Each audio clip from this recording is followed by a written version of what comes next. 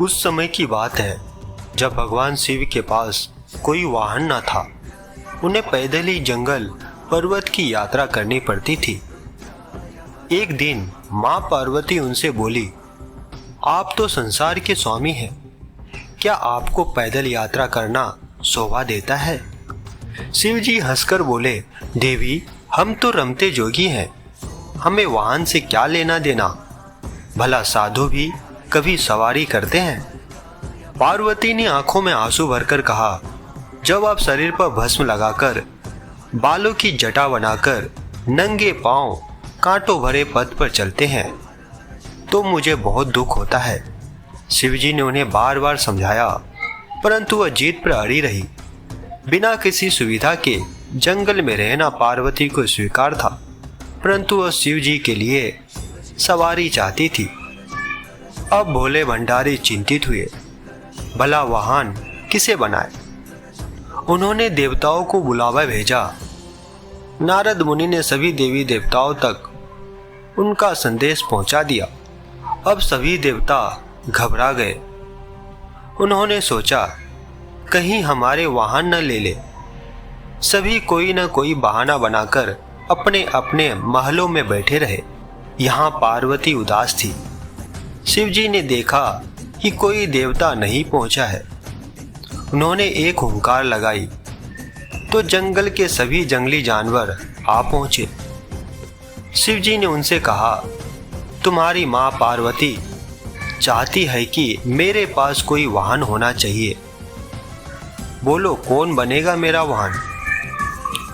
सभी जानवर खुशी से झूम उठे। फिर एक छोटा सा खरगोश आगे बढ़ा। उसने कहा, भगवान, मुझे अपना वाहन बना ले, मैं बहुत मुलायम हूँ। इसे देख सभी जानवर हंस पड़े। फिर शेर गरज कर बोला, मूर्ख खरगोश, मेरे होते तेरी जुर्रत कैसे हुई सामने आकर बोलने की? फिर बेचारा खरगोश चुपचाप कोने में बैठकर गाजर खाने लगा। फिर शेर हाथ जोड़कर बोला, प्रभु, मैं जंगल का राजा हूँ, शक्ति में मेरा कोई सामना नहीं कर सकता, मुझे अपनी सवारी बना ले।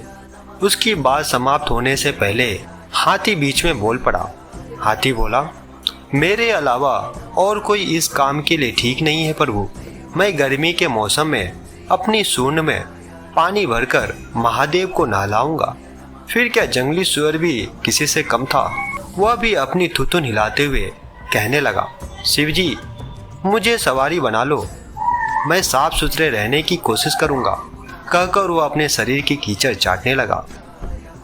फिर कस्तूरी हिरण ने नाक पर हाथ रखकर कहा, छी, कितनी बदबू आ रही है, चल भाग यहाँ से, मेरी पीठ पर तो शिवजी सवारी करेंगे।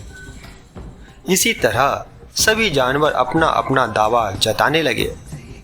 फिर शिवजी ने सभी को शांत कराया और बोले, कुछ ही दिनों बाद मैं सब जानवरों से एक चीज मांगूंगा, जो मुझे वह ला देगा वही मेरा वाहन होगा।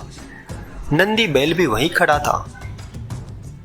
उस दिन के बाद से वह छिप छिप कर शिव पार्वती की बातें सुनने लगा। घंटों भूख प्यास की परवाह किए बिना वह छिपा रहता था।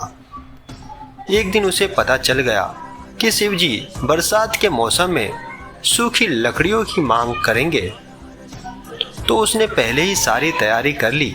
फिर कुछ दिनों बाद बरसात का मौसम आया। सारा जंगल पानी से भर गया था।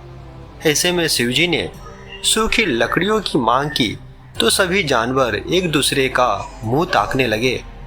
फिर नंदी बैल गया और बहुत सी लकड़ियों के गट्ठर ले आया। फिर भगवान शिव यह देखकर बहुत ही खुश हुए।